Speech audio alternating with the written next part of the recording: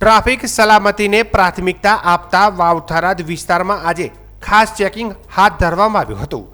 Police અધિક્ષક વાવ થરાદ ચિંતન તેરિયાના માર્ગદર્શન હેઠળ વાવ અને થરાદ વિસ્તારમાં તેજ પ્રકાશ આપતી LED લાઇટ લગાવેલા વાહનો સામે તપાસ શરૂ કરવામાં આવી હતી.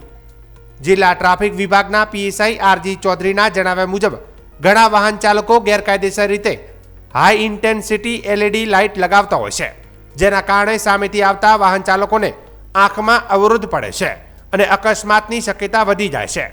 આ જોખમને ધ્યાનમાં રાખીને પોલીસે નિયમ ભંગ કરનાર સામે દંડાત્મક કાર્યવાહી કરી હતી.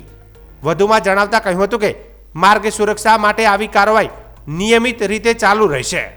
પોલીસની આ નવીન પહેલને સ્થાનિકો આવકારી રહ્યા છે અને આશા વ્યક્ત કરવામાં આવી રહ્યા છે કે આવી કામગીરીથી LED લાઇટના કારણે થતા અકસ્માતમાં ઘટાડો થશે.